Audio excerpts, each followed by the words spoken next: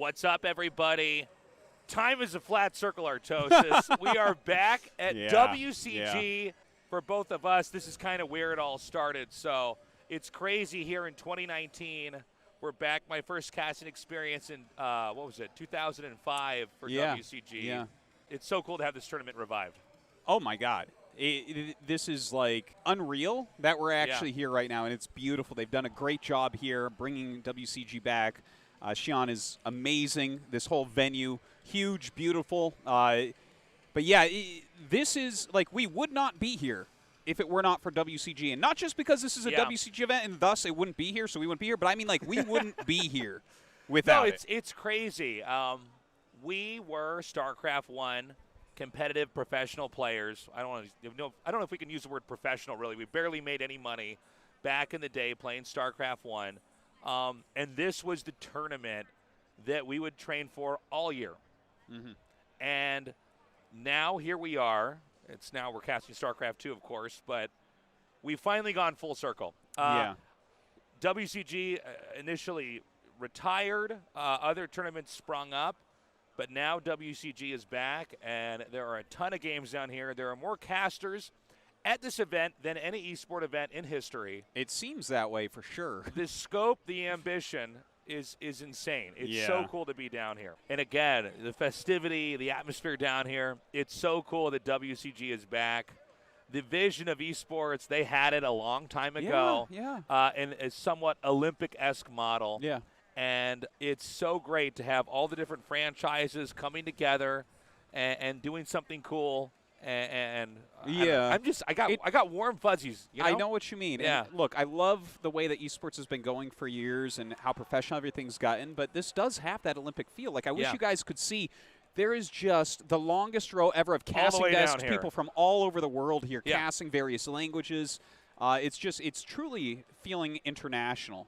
People walking around with their. We have this tournament zone behind us, which is just gigantic. You see just about every flag that you can imagine all over people's shirts playing for these various games. And it's just great that StarCraft 2 gets to be a part of this. I don't know. It gives me such a warm feeling to be back here and, like, hear the theme song in the background, Beyond the Game. They're not letting go of that song, Artosis. Why would they let go We've gone of too far, such a precious gem? It's so cool to see this all down here. It's not just this convention hall. There's multiple convention halls filling up all the games.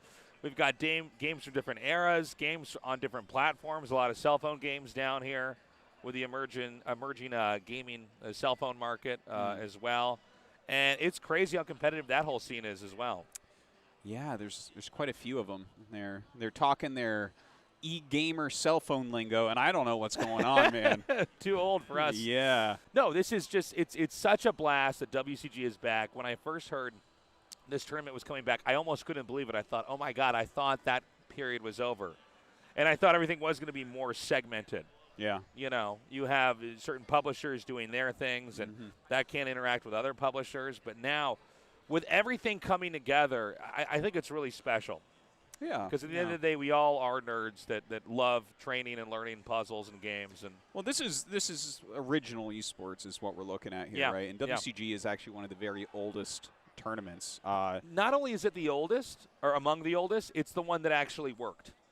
It's the one that sold the idea, I think, the best. Yeah, for the old days, absolutely. Like WCG, the first big WCG tournament was in 2000, the World Cyber Games Challenge. And I remember just following that with the few, there was like one or two humans that owned cameras that could upload photos onto the internet with the 14.4 connection. Yeah. Right? And just seeing the couple photos that came out of that one in America and be like, oh, this is so cool, right? And so crazy. Seeing it move forward, and then, of course, it went away for some years. Here it is being revived in 2019.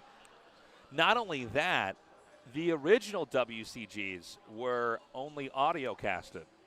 You had to listen to it like it was radio. Really, I remember listening to DJ Wheat casting Quake before I was ever a caster and thinking, whoa, man, these guys sound good. This is pretty legit, right? And, back then, Quake was kind of the big pro game. Those guys actually won some prize money. Especially in the West, yeah. We'd win a tournament and get like a monitor or something, but they'd actually get a bit of prize money. So I remember going down to my first WCG events and be like, oh, whoa, it's like so great. So what's up, man? I've like listened to your stuff, seen your demos. Like, we've come such a long and strange way from there, haven't we? it's crazy that esports has gotten this big this quickly. I mean, it's funny because some of you guys are probably a little bit younger than us, but I mean, this was about as niche as you could get, right? Yeah. You're showing up to compete in a computer game. No, it was a different time, and we've talked about this, especially just in our time together. But I always knew that competitive gaming was cool and that it was fun to watch. I just never knew that everybody would catch on like they have now. Yeah.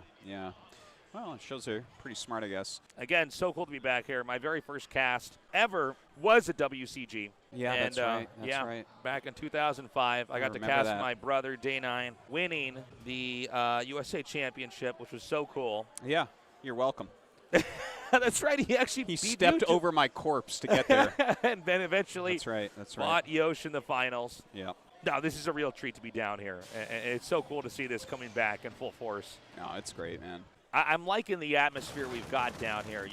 We are literally right behind the players area, so you can see all these different games being played competitively at once. And again, to have all these things coming together, where a lot of times esports is so segmented. Yeah, that's a real treat in of itself. It's really cool to see everyone interact as well. Yeah, and like having the Warcraft 3 people here as well. Great Warcraft 3 casters like Todd and Rotterdam joining us down here. Yeah, it's great to see them casting their game. Yeah, that's right. Yeah, no, I mean, Warcraft 3, definitely a big fixture in WCG. That might have been the big game, I guess, along with Counter-Strike. StarCraft started it all. Yeah. But Warcraft 3 especially. Especially in China. Especially in China, which we're here now. And China is sort of the big hotbed of, if esports continues to grow here, you could not be bigger. Yeah, very, very cool in that regard. There's a lot of people here, in case you didn't know. It's true. Hopefully we'll get into that next match relatively soon. But I don't want to go. I'm ready to just hang out here with you on this stage, man. I want to say, though, congrats to Stealthy on his first WCG match victory. Hell yeah. Right? That's a pretty big deal right there. So when you were a player, yeah, what was your first live tournament? Was it a WCG? No. It was not? Okay. No, it was not. My first live event, I flew to a tournament called the Million Man LAN. Do you remember this? I've never heard of this. No. The Million Man LAN. It was in Kentucky. I actually wasn't expecting this. Yeah, in 2002. In Louisville, Kentucky. Yeah, and almost every top American was there. It was Weir and Rekrull and myself, Duty, Assem, Jester, Sindred. Oh, my God, McNasty, Jester and Sindred. Yeah. Son of Tomorrow. It was like just about the whole country showed up because it was it had been – we were getting to, like, the boiling point in America where there were so many good American players. Yeah. And everyone's just waiting for a tournament. Like, come on. Everyone's getting real good. The American scene was super strong. And so, that was my first event right there.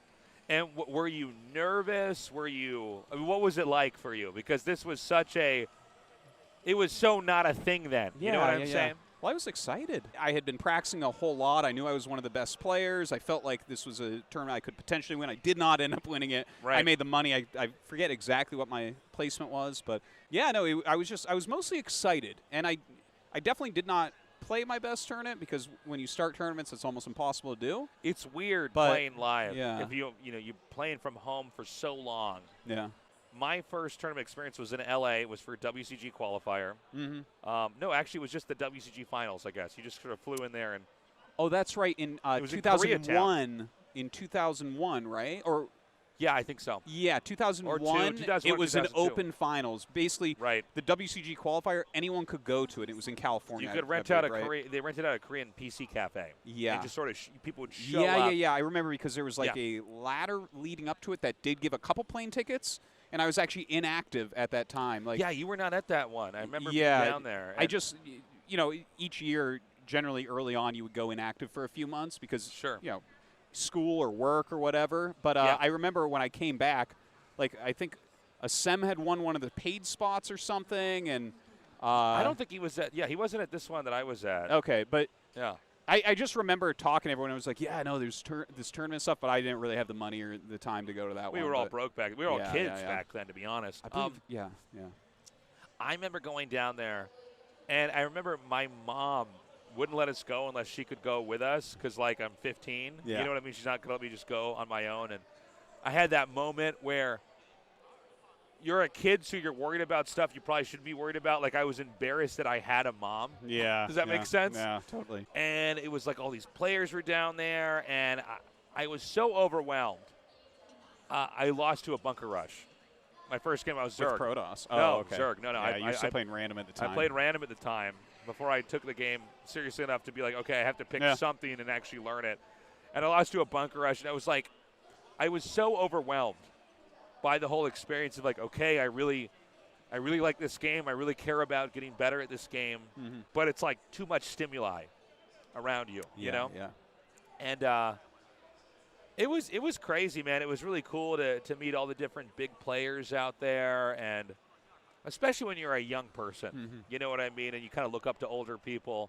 Being like, I remember Sindred talking to me. Yeah. He was a big player. You know, Sindred was big back then. He was a big deal back then. And he was cool to me. Yeah. No, he was a cool guy. Yeah, and I was like, oh, wow, that was really – he was nice to me. That was very cool. Coincidentally, when StarCraft 2 came up, the beta came out, I remember getting in the game and Sindred was there. And I said, Sindred, it's tasteless. I said, I'm all grown up now. I love it. Yeah. No, it's so cool to have this tournament back, and I hope the WCG never goes away. Oh, God, because for me, this is sort of where it all started. That little break of all these years, I didn't realize how much I missed it until here we are again. You kind of get that same vibe of the international feel and everything. It's like really, it's so different. What was the first time you went to the World Finals was 2005, right? Am I right on that? Because you were casting that one. If you guys want, actually, there's a documentary of us as kids. You, me, and Day 9. Yeah, that's true. At the WCG, and in 2005. That was the one where my brother beat me, and then my brother beat you. Yeah. And then he is such a jerk. Such a douchebag, my brother. Just ruining it for everybody. And then I ended up getting this casting opportunity to go on stage, casting my brother win the entire tournament. And it was a weird moment. It's actually captured in this documentary. Just type in like WCG, StarCraft, like 2005 or something like that. You'll find it. Where I say, and it's on camera, I go, I wonder if I could also cast the World Finals. Yeah. Actually, I'm going to go ask them that right now. Yeah. You actually see me go do it. It's a crazy thing. Yeah, and there's so weird because here we are. Like that in there. Like there's one where they're filming me, and I'm just like, because it was actually a film crew that was following me because the previous year I had made it to the World Finals, and I got a sponsor this year, and he hooked up this guy to film me because I was doing really well in practice. So it was like, oh, he's going to make it again, and of course Dana knocked me out, so I didn't. But it's like there's this thing of me where I'm like, I'll probably just play StarCraft till I'm 50, you know? Yeah. 36, we're still going. Yeah, it's so cool. No, there's something very naked and honest in that documentary about all three of us. Yeah. I was super young. I had my blue hair. You can see me kind of fidgeting. I'm like very fidgety on camera. I have a bit of a Boston accent in that video. A little bit. I'm surprised you're here speaking English to me right now, Artosis. You had such a strong dialect.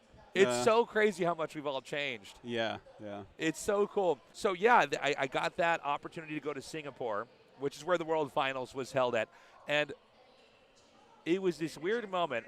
I was there. Kim Fan, who ended up running Blizzard Esports for a long time at Blizzard, was there. She was a Warcraft 3 caster. DJ Wheat, who now works at Twitch, was there.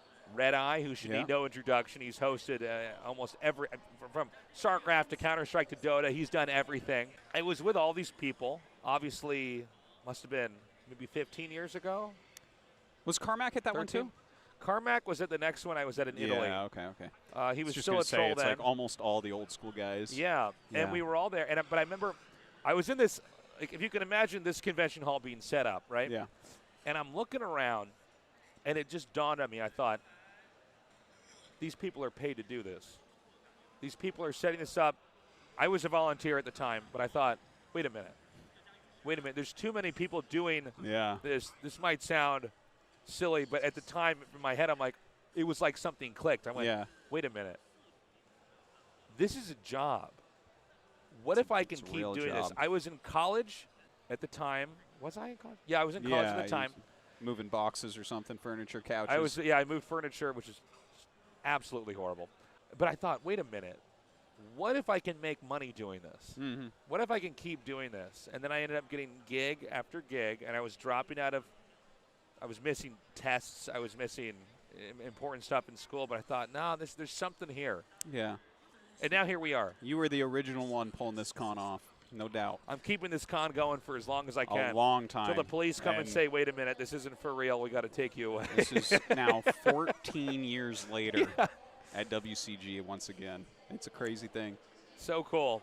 Now, when you were younger, did you – I know that you were always going to be playing StarCraft. That was clear in that WCG documentary back in the day. But did you know you're going to make money doing it?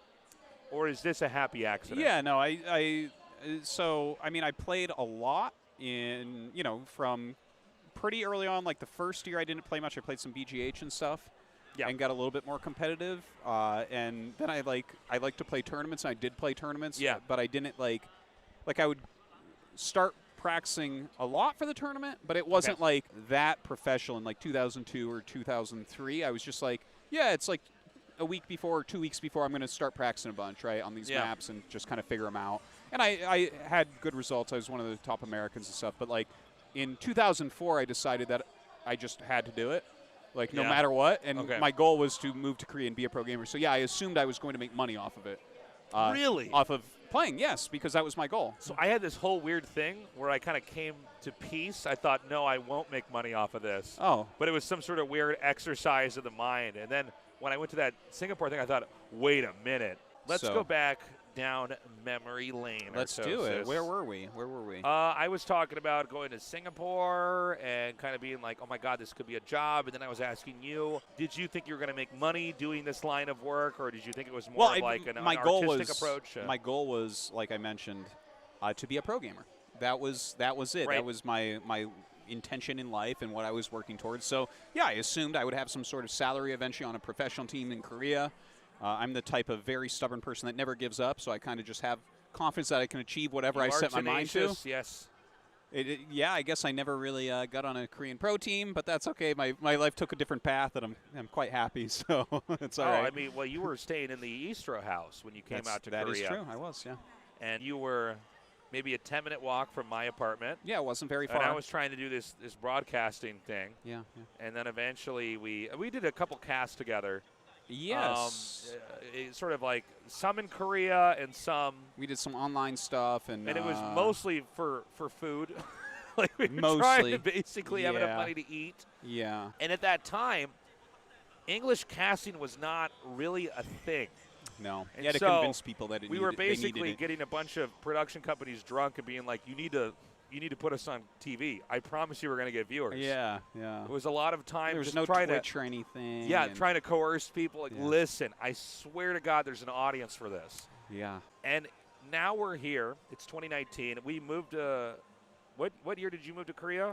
It was 2008. a few months apart, 2008. Yeah, so that was 2008. Because I know I went right there at the start of 2008. Yeah. Yeah, and I was there and so 2008 in the summer. Yeah. So 11 years later, it's 2019. There are 80 esports casters down here. It's grown quite a bit. 80. And that's not all of them in the world. No. It feels like it is right now. It's a percentage. We've been getting to meet people from every type of game. Mm-hmm. Veterans, guys that this is maybe their first or second casting gig. But the undertaking that WCG has had is huge. Yeah. It's a serious revival. It's not just like, oh, we have this brand, let's use it. It's like, let's use it. You know? Yeah. That's what it's like here. Mean. Yeah, no, this is serious face stuff going on here, man. There's like a lot of people here. This is a big budget cool event. Yeah. And I don't know, I always enjoy the international feel where it's the thing is we live in Korea and it's very cool. We cast mostly Korean players and then very sometimes homogenous non-Korean, country.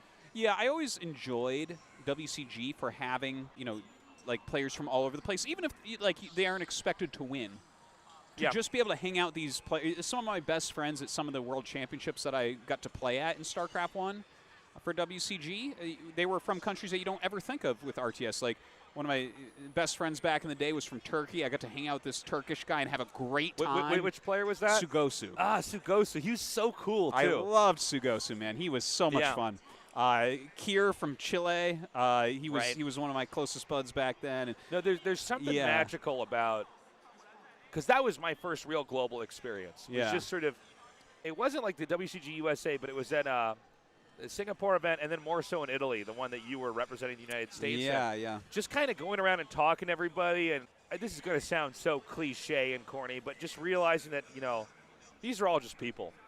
Yeah. Everybody, we all speak different languages. There's different cultures and, attitudes and politics. But when we're playing the game, we're all kind of, it's the same game.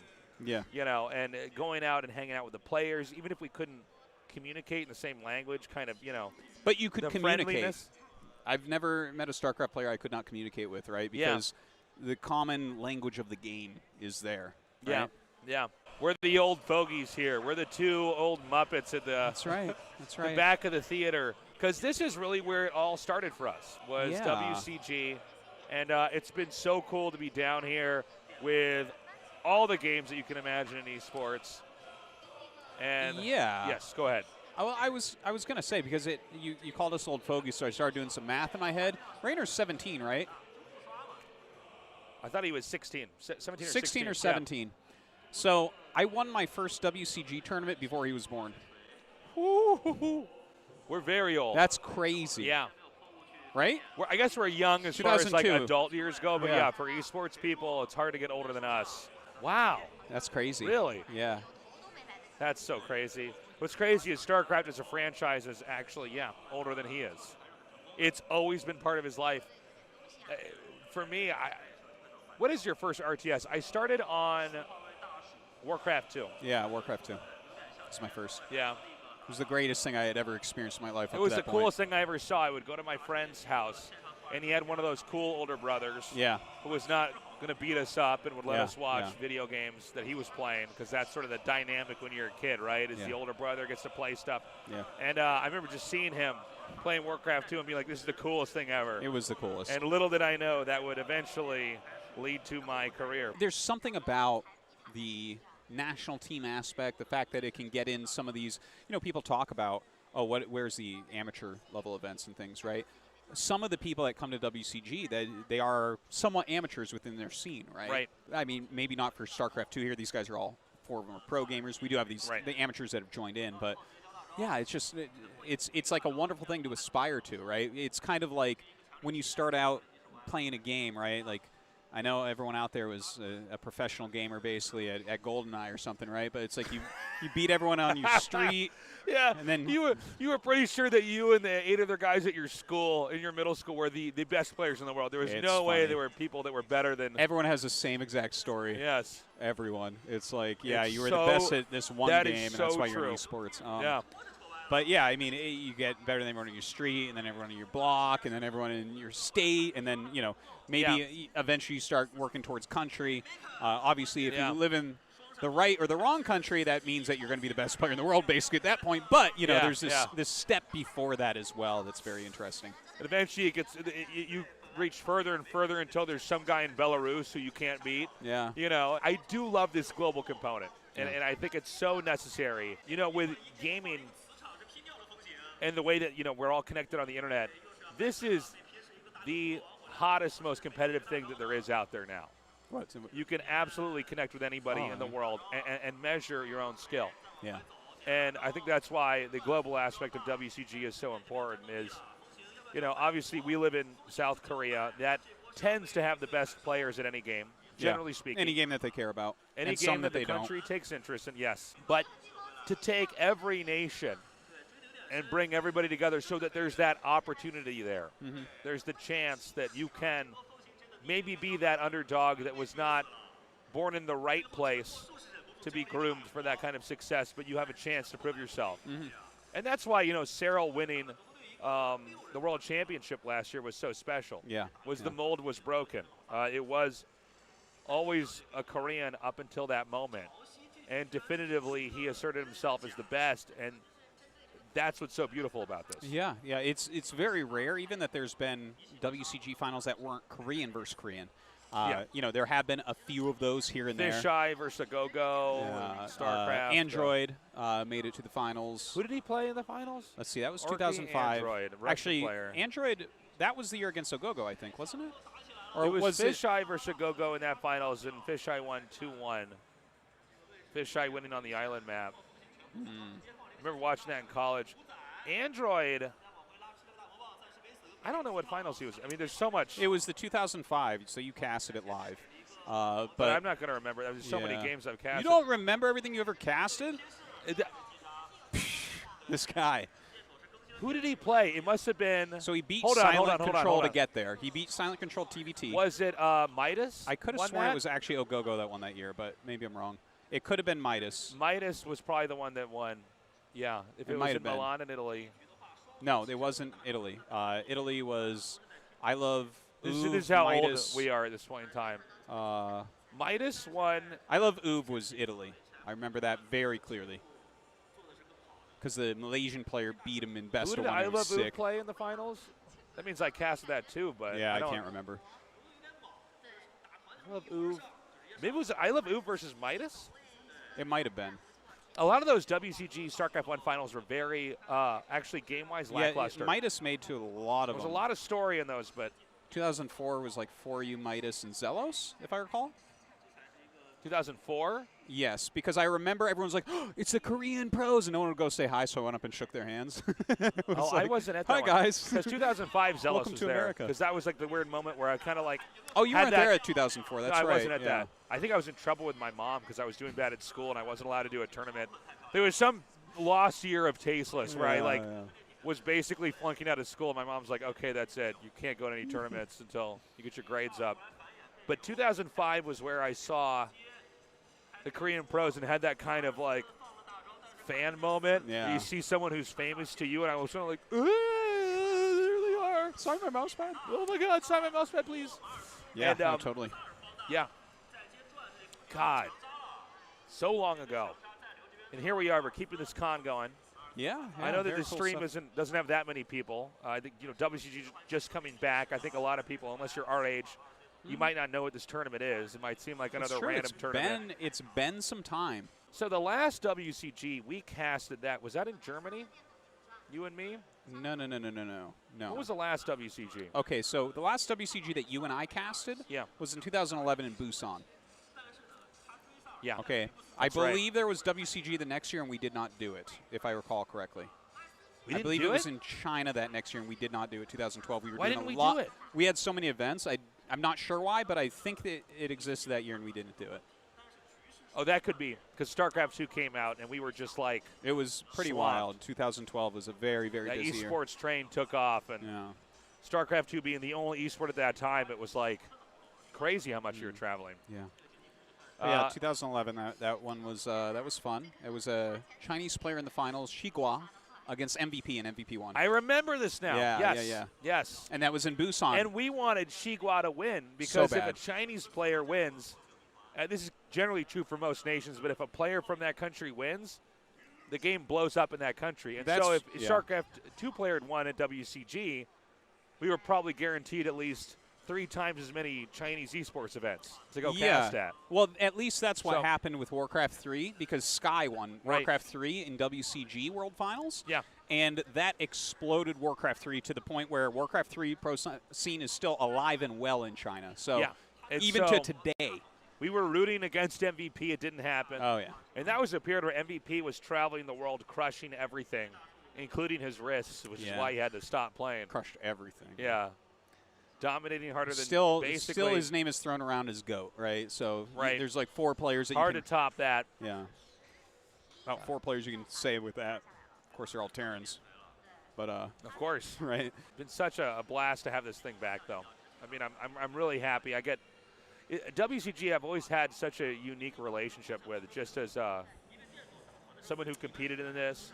Back in the day, forgive us for sounding old, there was one tournament you prepared for the entire time. Yeah, it was WCG. That was it. There were some online cups, occasionally a random LAN.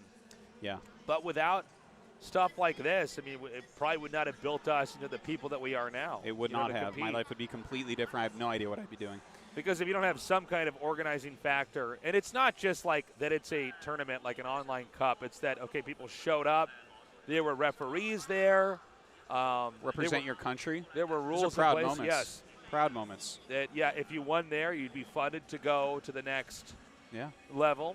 You know, and it was a graduating process. You'd have to occasionally be like an online ladder. Yeah. Other times it'd be like, you know, some kind of online cup, and eventually, okay, you qualified for this LAN. You go to the LAN.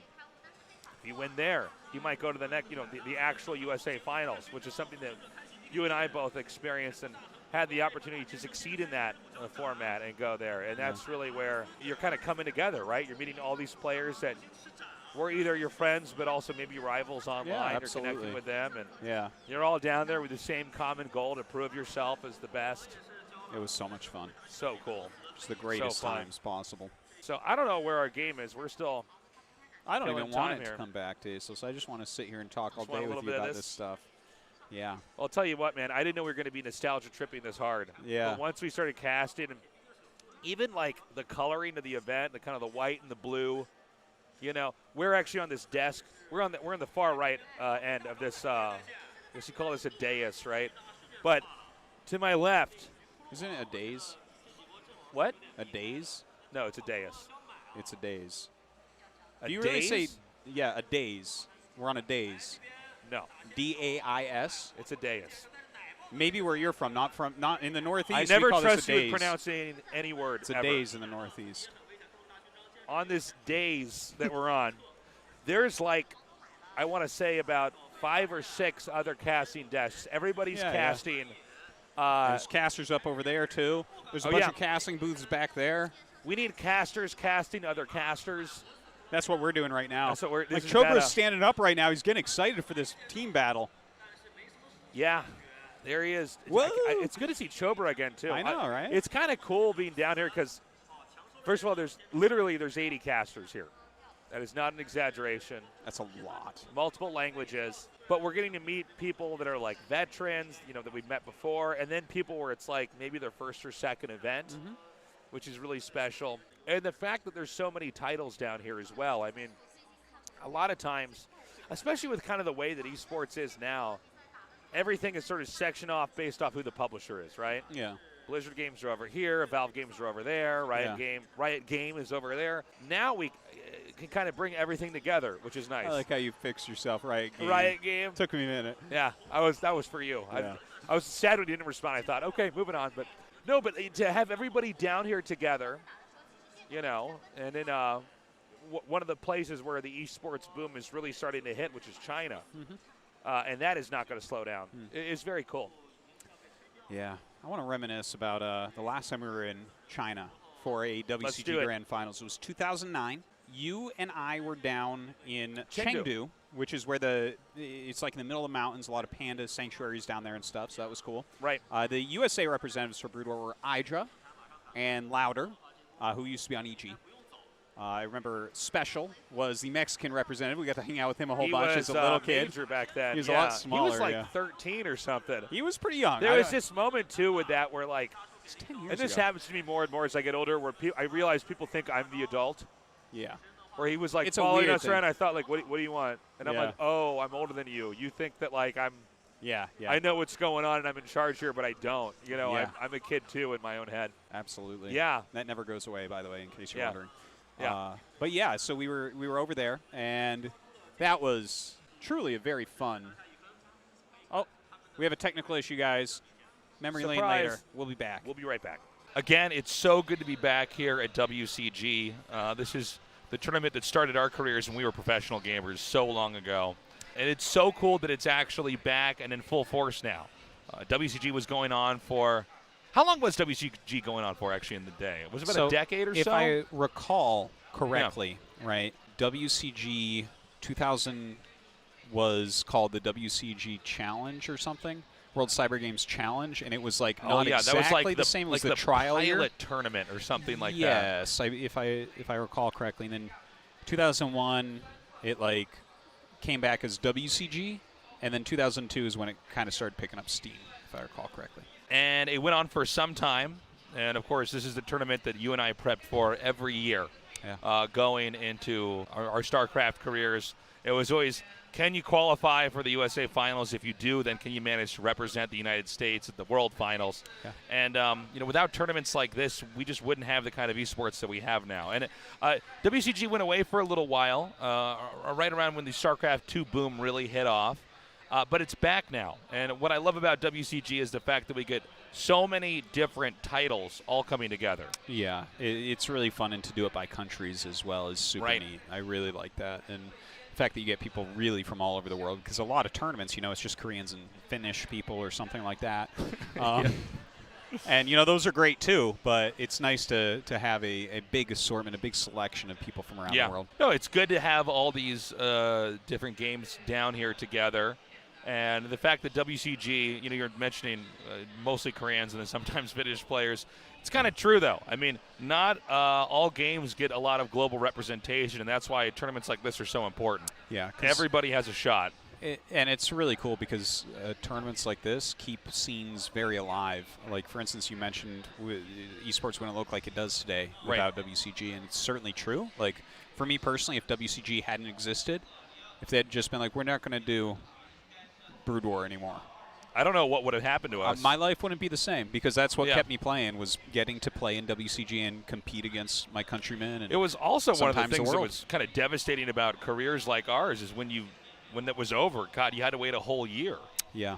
For the thing to come around again. It made a funny off season, actually. I remember after WCG each year, there was an off season for the people who sometimes either you did well or you didn't do well, but there's not a tournament for a while, so there was definitely times where I would get done USA Finals and be like, okay, and then I come back in April or something. Take a little bit of time off. Yeah. Play very lightly in between. No, it was definitely a tournament at the time of its birth that was way ahead of its time. We never knew how big esports was going to be, but you can see that the idea was there a long time ago. Yeah. And, I love that we have everybody coming down into one place. There's multiple streams going on. If you've got multiple monitors, open those up as well, and you can see this whole thing unfold. And we're eventually going to see which country wins in the end here. Yeah, that'll be kind of interesting. There's a high chance it's China, actually. Yeah, it could end up being. I'm not actually sure of the strength of the respective scenes in the game lineup that we have here. I used to be very on top of that back in the old days of WCG. Yeah. Kind of, you would know which ones, and normally every country sent at least some players for every single game. This time, I'm not sure if that's exactly quite the same, as this is the first relaunch tournament, right? Yeah. So, yeah, I'm not sure what team is actually favored here. Korea oftentimes would win, but not always. Not always. It just matters what the game lineup is, one or two times that China won. Yeah, sure. USA's never won a WCG, right? Actually, did we win one once? I think WCG might have won once, but USA might have won once. Yeah, I'm just not sure. It was so long ago. But either way, just to have all these different games down here, everybody competing. So much of esports, I think because it's so big now, it ends up games get sectioned off from each other, right? Like, how often do we really get to interact with FGC players as RTS players? Not that often. No, not too much. We don't get to interact with mobile players or cell phone gamers in general. But now, cell phone gamers, now that we're all here together. It's always killing me I can't interact with cell phone gamers. Now you can, Artosis. Don't worry at all. But, yeah, we're all kind of here, same family, all competitive gamers. Yeah. And it's cool to have everybody down here together. Happy family. Yes. We might have a little bit of a delay even. We already had experienced that earlier on. Yeah, we like to throw a couple delays in here and there. So we have time to actually talk about things that are important. Yeah. Just trying to get through delays. Just tag us in, swinging on ropes and tell stories on the camera. Yeah. No one wants to hear this. It's a you guys already talked about that earlier. Yeah. It's complicated when you have this many PCs all hooked together and there's so many moving parts. I'm actually impressed at the ambition that they had. Now that we've restarted and we're doing WCG again, it's kind of crazy that they hit the ground running. As many titles as they could. There's 80 broadcasters down here, which is just an insanely high number. It's wild. I think it's the most that there's ever been in any sport anywhere. I think so. Ever. I mean, it feels like the Olympics because the amount of desks that we have set up for people, it's crazy. And that's just the bill for chairs alone must be astronomical. That's right. Well, that's kind of that Olympic vibe that they're going for. You know what I mean? Is we're all coming together, and it's much more of a national focus. Instead of just who's the best, it's okay, what part of the world are you from, and I like that. I just wish your production could be a little bit more like Beastmaster. Have you seen Beastmaster? I love Beastmaster. Wait, are you talking about the new one that's on Netflix? I'm talking about the new one that's on Netflix, okay. The one where they do the obstacle course, yes. right? Yes. It's amazing, If isn't this it? esports stuff doesn't work they out, just we come should over to us cast and we're that. like, oh, la, la, la, la, la, la, la. They're like, let's check in with the people from that country, and like Neeb's doing it. We're like, Neeb. Everybody's right? doing their different little dance. Like, yeah. Nothing has ever been as phony as commentary for Beastmaster. Yeah, that's the next step for you and me for sure. We've been doing a lot of time filling today here at WCG. It's fun though to talk about those old days. The last story we were telling was about the last WCG that we did in China in 2009. Right. We were talking about the players that were there, how exciting it was. PJ having a really close match against Stork. That's right, with the entire Chinese audience. This was not a stage match either, by the way. It was just in the players' area. Yeah. People just cheering and chanting. Yeah. As PJ won that second game. It was super cool. Yeah. A lot of energy in there to see someone fight against the Koreans, and then it was a hometown favorite. Yeah. A home country favorite. That was one of the moments I was at an event and I actually started to choke up. Yeah. I thought, wow, this is so powerful, seeing all these people cheering for this guy. Yeah. Who's clearly the underdog, but maybe it's got to be weird if you're Stork sitting there and you just everybody there is hoping that you lose. You know? Yeah. It's crazy. Almost did. Wow, that was great times. And we went to the Panda Bear Sanctuary. That was fun. Well, you and I here have already gone and seen the Terracotta Army. We did. Very cool. If you're ever in Xi'an, definitely check it out. Very, very cool. And, I mean, Army does it justice. I thought it was called the Terracotta Warriors, but then over there the signs all said Army, and then when I got there I saw why, because there were so many.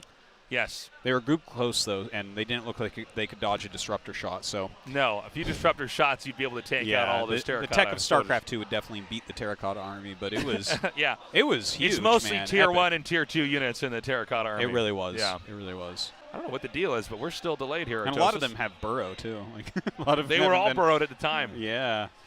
A lot of them still are. That was cool. I'm glad we got to go check that out and see that. And it was a lot more magnificent than I was really, to be frank, ready for. I didn't think it was going to be that big. Yeah, at the time I was almost going because it's like we're here, and I feel like I don't want to miss any opportunity, right? Yeah. It's like I don't know if I'll ever be back to this city. May as well go see this thing that's one of the most spectacular archaeological finds ever. Yeah, recent find too. I think they found it in the 70s. So that's right, 74. Pretty crazy. Yeah. I read a lot of billboards over there about the history. We learned quite a bit. I feel like I know just about everything about them right now. That was a fun experience. And then we were at that Panda Bear Sanctuary when we went down to WCG in Chengdu. Yeah, that was cool. A long time ago. And that was really special. Seeing little baby pandas drinking from the little bottles and stuff. Yeah. It was so cute. Little pandas are pretty cute. Little pandas in diapers. Yeah. It's also fun every time we come back to China seeing how much more the country's developed and how much more their esports scene has developed. You know. Things are moving at such a rapid pace as far as esports goes. It's kind of overwhelming to be someone who's sort of in the middle of it. I'm sure you guys have experienced this just as viewers or as players even, where you're just seeing how quickly this is just becoming a mainstream thing and trying to wrap your head around that. When we were younger, this was about as niche as you could ever have, really. Yeah, it really was. It was like... It was such a weird... We were hipsters. Definitely. No fixed gear. Parents did not bikes. like it and did not believe us. No mustache with wax in it, but we were the original hipsters. In a way, for sure. I've got this great game. You probably never heard of it before. StarCraft tournament. Yeah. Before it got ruined because it became mainstream. Now it's over. Did you have a WCG which was your favorite either as a commentator or a spectator or a player? I think just for me, the very first World Finals I got to go to in Singapore, because that was the first moment I guess in my head I sort of did like an adult thing. I'm like, wow, okay, so this company is going to fly me out? Yeah. And I'm having to choose, obviously I was in college at the time, so it was this moment where I thought, okay, well, college is not cheap, especially the one I went to. And, making the decision, okay, I will miss some classes. I will drop a class or two here and probably end up getting C's or D's when I could have gotten like B's or C's or something like that. I like that you didn't say A's. You knew I would call you on that. No, I'm not a straight A student at all.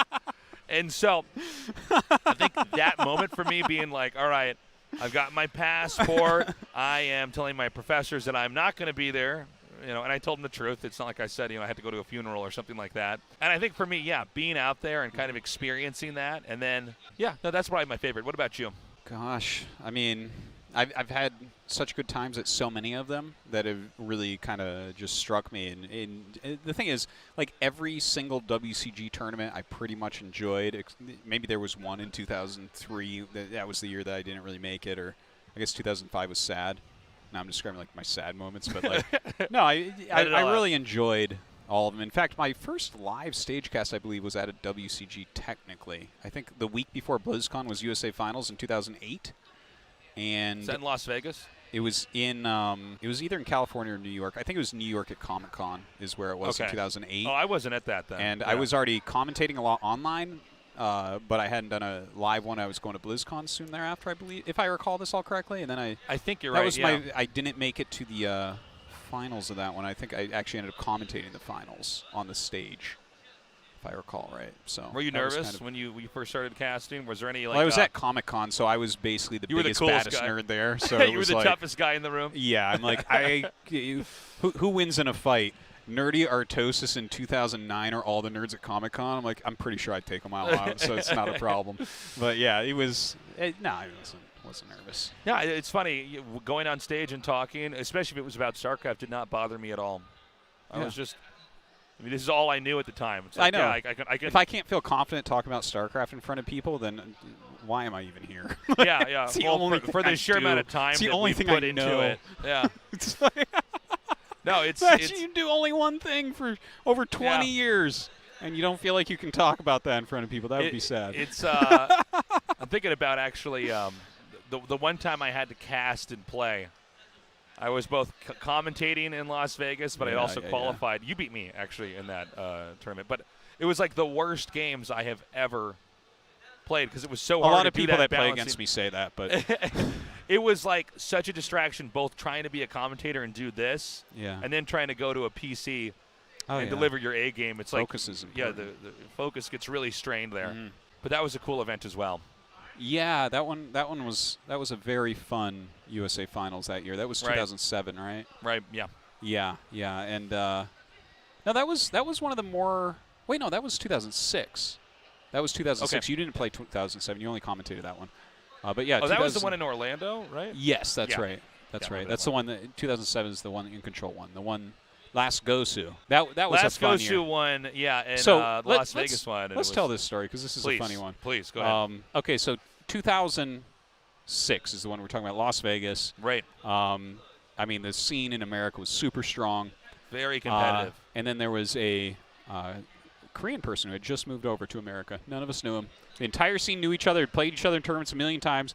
Last Gosu qualifies immediately for the finals and then wins USA Finals. It was like first place was Last Gosu and then Day 9 and then me. And so and it was just this funny thing that like, oh, student visa, he's over here. Yeah. He gets to play. Technically, he's allowed to do this. And it was sort of this weird thing where it's like, but he's Korean and he plays with like pro gamers and stuff. And then that was the year we all got robbed, man. Didn't this happen once before though? There was some player in a land much older than that one where there was like some player either from China or from Korea that played, and I think you played Newbie McNasty in the finals. That was the Game Fix Million Man LAN, which that was my first LAN event. Okay, Son of Tomorrow ended up winning. About. He was Son of Tomorrow. I think I believe a Chinese student that came over but that was a very stacked field of Americans as well, and he ended up winning. And it was close though. It wasn't And he won that one. He couldn't have been a nicer guy to win it though. Really? I like that. Yeah, I got to hang out with him afterwards. He was a very cool guy. Yeah, that happens sometimes. It's kind of funny. Yeah, well, it's people travel for school and stuff, and you don't expect it, and it's like, oh, this Gosu now lives down the street from you. Oh my God. Yeah, no, it's funny. Well, especially at that time because, and I think with the speed of the internet, that we all have now, it's much more of an evener playing field. You know what I mean? But at that time, the Koreans were like eons ahead of the rest of the players. I mean, they already had games casted on TV. They had pro gamer houses. So when you had somebody coming from that region of the world and then coming to the States, it was like a total imbalance. Yeah, that was a fun year too. And let's see, then 2007, that was the Orlando one. That was quite a funny one as well. That was like Idra was really coming up at that time. That was right before he went to Korea, actually, because he went the very beginning of the very end of 2007, I believe, because there was a big tournament for American players where the winner got to join Istro, and that was Puerto Rican set that up. That's right. The player Puerto Rican. Yes, he happens to be Puerto Rican. In case you're wondering. Yeah, that's his ID. Yes. Good friend. And he was working for Easter, which I then later went to work on. Right. And Idra was like coming up, but he didn't deliver in that event, which looked kind of bad for someone going to Korea to join the pro gaming. So that was the year that In Control took it down. That was a funny one. But if you look at just the person who In Control is, the guy's so competitive. He was certainly like calibrated to win a tournament. Yeah. I mean, he had so much competitive experience. Sure. And it was especially funny, too, because that year, right, so America was mostly Terran players. We had like maybe 1 to 2 good Protosses and then 1 to 2 good Zergs, and then everyone else was Terran, generally speaking. But everyone was good at different matchups. So that year was like this funny thing where myself and Naokin were good TVT, so we knocked out all the Terrans that were good at TVZ. Right, yeah. And then like LZ Gamer and In Control both had very good tournaments and like did outstandingly well, and it was funny seeing Jeff win that. That was a good year. I like that one.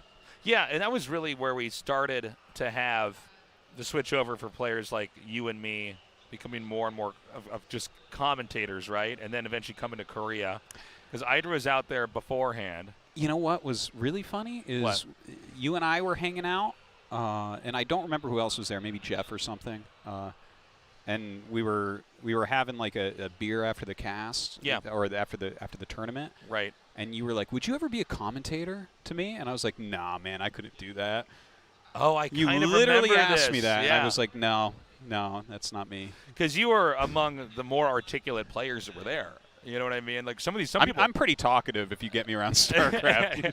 Hard to make me shut up. Not all the players at that time could actually. I mean, were that personable. Yeah. Oh, that's crazy, yeah. What a weird thing that was. And then so you ended up going out to Korea. And, 2008, the next year. 2008. And you were like trying to be a pro gamer. Well, I came out as a commentator. Yeah, with the ambitions of becoming a pro. Yeah, I was like, well, I'll do anything to get to Korea because I need to be there to Well, that's the have thing, any too, chance. is if you weren't in Korea at that time, it was basically impossible. It was impossible. It was crazy. To get anything done. I mean, you needed to be on land basically to play StarCraft 1 at any competitive level. So yeah, and well, you have to learn from the Korean players too. It's really hard living in your mom's attic to do that. But yeah, that didn't end up working out. I didn't have a computer and barely got to play when I got there, but that's okay. This other path I took was pretty neat. So far, it's worked out fine. Yeah, and we were both out there, sort of aware that StarCraft 2 was coming, but we weren't really we weren't sure what it meant. It was a very odd situation. We had no idea what time it was going to come. That was the other weird thing, is, it's a Blizzard game, and you just don't know when Blizzard games are going to be released. And sometimes they don't release them at all. They'll scrap them, like they did with Warcraft Adventures and StarCraft Ghost. It was like 2 years before StarCraft 2 came out after we went out there. 2 years. So it was 2 years of just surviving off StarCraft 1 and whatever else. And, the idea was basically, okay, well, StarCraft 1 is so big in Korea. StarCraft 2 is going to be something, right? Because StarCraft 1 in Korea was bigger than any game was anywhere else. Times a ever. million. Yeah, times a million. So it was like, okay, well, something's going to happen here. We don't know what it is, but we're trying to position ourselves in such a way that we are in the right spot when it's time to strike. Yeah. And it's so funny. All of these threads are the way that they all get started, right? WCG. It's just like without this, there wouldn't be any stable lands or anything. As far as other tournaments that were around back then, CPL was around, but that was only really Counter-Strike, and then way before its time, Painkiller. Do you remember Painkiller? Yeah, I remember Painkiller. Way before its time, doing the thing that all publishers do now. Yeah. It was a shooting game, kind of trying to take over what Quake was doing, which was, I mean, that was a cool idea, but then it died as soon as the money went away. And there was MLG for console stuff, but they didn't do computer stuff until I think StarCraft 2. Yes, that's correct. They were all Halo, almost entirely Halo. They had some other things. Like I went to a Smash tournament with them in 2004 or 5 or something, and Yeah, they had other games there and stuff, so it was cool, but it was not PC gaming. Yeah, there just wasn't that much else. But you're totally correct with it all sort of started with WCG. WCG was a thing that was regular and also global. You got to think about the fact that like take MLG for instance. That's very, very North America. Yeah. Right. It's like there was like MLG Berlin or MLG. Whatever. You guys get the idea. It was all basically in the U.S. I don't even think they did any events in Canada even. Yeah, I don't think so. But WCG, for guys like us, right? So StarCraft's huge in Korea, but at least people like us actually have a chance. I mean, there's a big StarCraft scene in the States at the time, but because of events like this, we were actually able to be linked in with the Korean scene in some way. Yeah, that's true. Even if, Americans are not going to be stopping Koreans, especially not at that time, at least we had our chance to show off the skill from our region and all the hard work that we had put in our little meta, and the matches that we were trying to And it kind of created to be the best in. This great camaraderie within StarCraft. Yeah. The foreigner or non-Korean versus Korean thing all started back in the WCG days, and it was kind of fun and exciting because everyone was a fan of all the Korean players because they were so great, but everyone would be rooting for whoever was against them at the time, and it was so exciting when someone took a map because that would happen occasionally, right? And just taking one map off of Korean was huge. Oh yeah, I mean, you have to think at the time, Korea was more dominant at StarCraft than I think any nation was dominant at anything else. That's an important thing that I like to bring up for whoever there is in esports. They're like, oh, yeah, no, Korea's really good at League of Legends or StarCraft 2 or whatever you want to list. No one even knows. You guys are basically tied with Koreans in those games compared to how much better Koreans are than non-Koreans in StarCraft 1. And it's still that way. I mean, Eon Zerg just came out. He's the best foreign Zerg. He's a fantastic player. He's so strong. In all the tournaments, right, it's just you hit a brick wall eventually where it's just like, oh, my God, everyone is so strong. Yeah. How do you do it? It's like, whoa. I saw this great quote online about Brood War, and it said, the thing about watching a Brood War game when you have two people of different skill is the better player, it looks like a fencer, a professional fencer, taking down an unarmed thug. Yeah. You know, the takedowns are just so pronounced. That's true. Because really the elasticity of the game itself, there's so much that you can stretch and do and pull off that one is really able to exhibit their skill in just such an incredible way. Yeah, like every area of the game, you have like the skill floor of nothing. You have infinity above it, where it's like you can get amazingly good in every aspect. There's like pros that only do one thing well, but they're so good at it that they're a pro. It's like it's crazy. What? How is this real? Yeah. It's a beautiful thing, and we see a little bit of it in StarCraft 2. As StarCraft 2 continues to age and people get better and better at things. It's funny, though, too, because it still gets patched so that like, think of Beyond.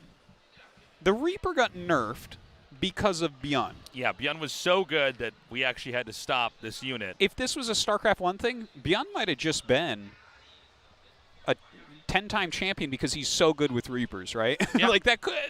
There's people that just won championships because their Mutalist control was good. Like this is a real thing. It's like, your Mutas are so good, you can just do it. Like if you put that time and effort in. So that kind of like changes how high you can peak on some of like the micro skills and stuff, I guess. Yeah. Right. So it's pretty crazy, and it's important that you have games where there is that much skill that you can exhibit. I mean, these are what actually make the difference between casual games and esports here. Yeah.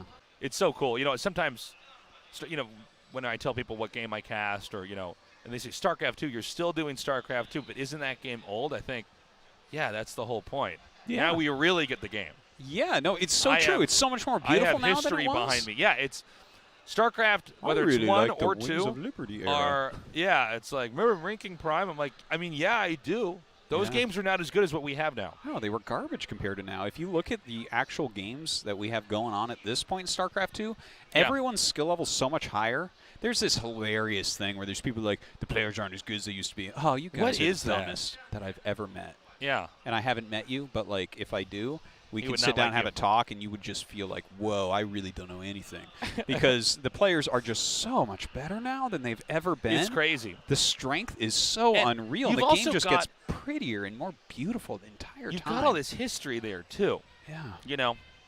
Like, why is Flash the best gamer of all time. Well, we have so many years where we can look at how much he was killing it, how untouchable he was. It's been tested so many times. And when you get a new game, okay, that's also, there's a degree of romance and fun with a brand new game as everybody's trying to rush and figure it out. And can you get that? Can you figure the exploit out? And will you be able to master this before it gets patched? Because that's another big factor now in gaming is patches are constantly coming out. Yeah, that's true. As they're trying to sand down the edges of the balance there. That adaptability is almost like a new skill set that didn't exist so much back in the day. It's like Quake was Quake, and Counter-Strike was Counter-Strike, and StarCraft was StarCraft, and Street Fighter 2 was Street Fighter 2, right? It was like, no, you figure out how to play this game, how this game's played. Well, now that you have to be connected on the internet, whether you're playing an online game or not, at least keeps everything more up to date. But at the time, I mean, how are you going to patch Street Fighter 2? The arcade cabinet's already out there. You know, can't do much about that. It's just this is how the game is, and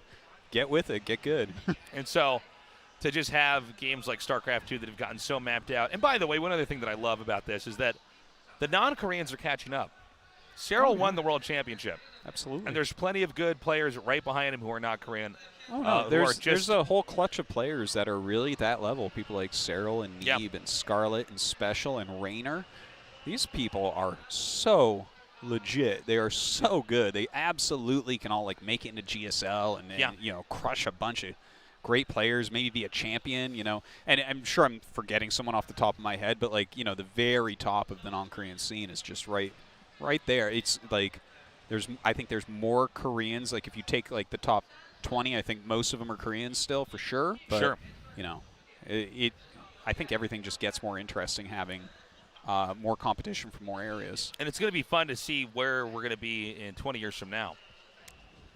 We saw, especially with StarCraft Remastered, a more cemented infrastructure for just people kind of picking up the game. And do you think that so 20 years from now, I want you to think about it.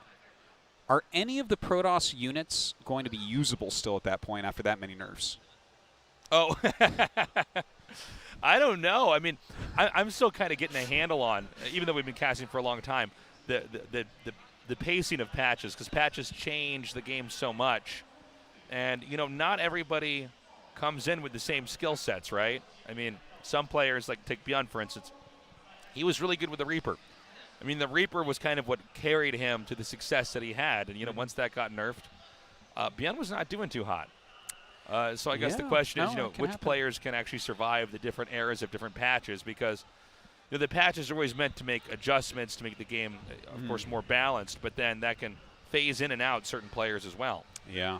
It is very interesting kind of to watch that. And I guess it's as well, if you look at the different areas of the world, you have different skill levels for the general races, right? Yeah.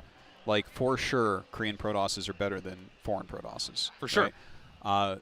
For sure, the average Zerg level in Europe is higher than in Korea, right? Sure. Well, it's hard to say that because I think that probably... Let's say it's better than North America, for instance.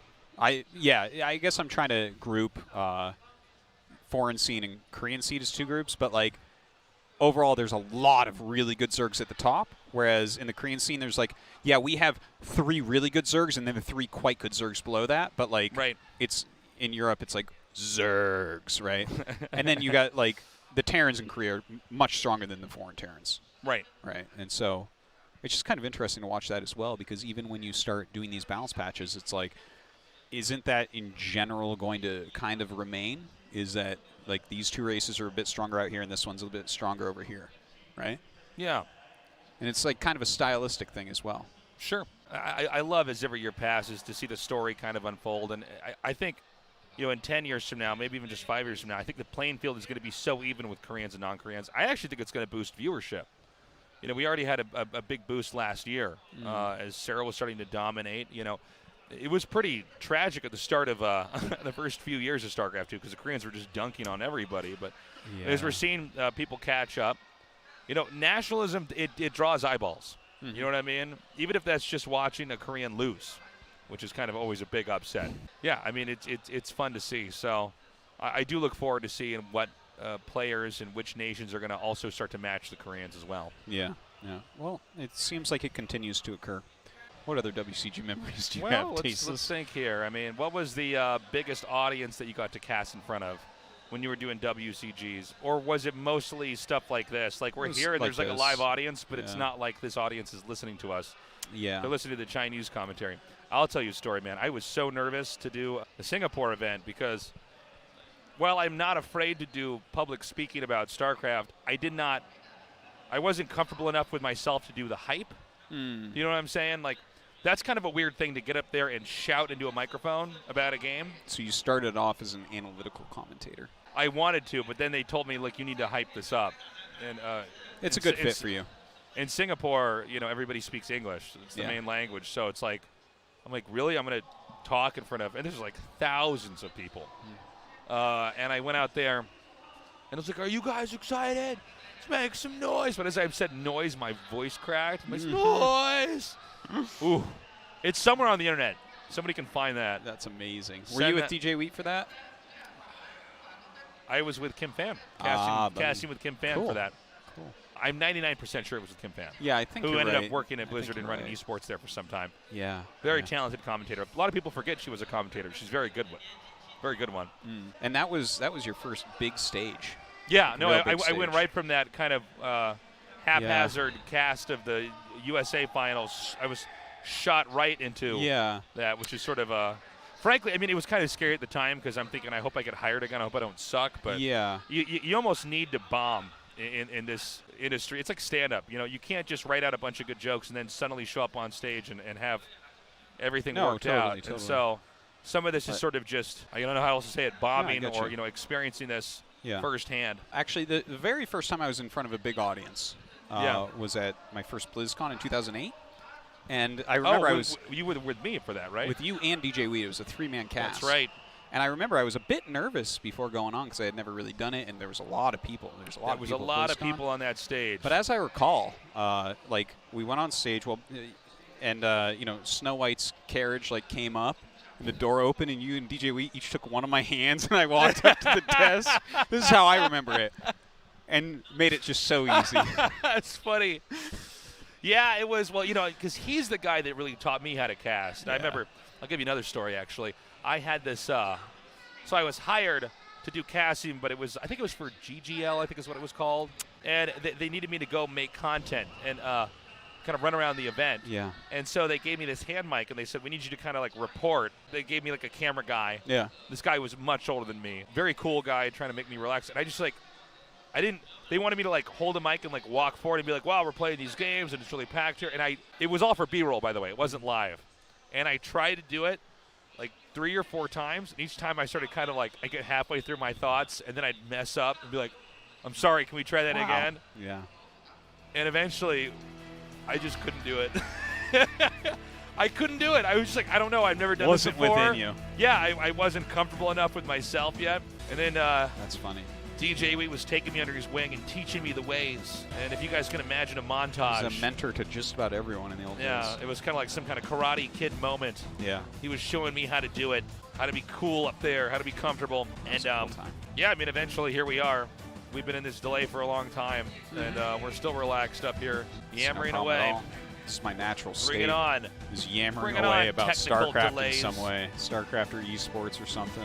Well, I was talking earlier about that. I was too amateurish to know how to hold a mic and talk into it and walk around. Yeah. I don't know. I just remember the days. I was groomed as a caster at WCGs. Oh, how about this story? Tell this story for us. The time you tattled on Stork.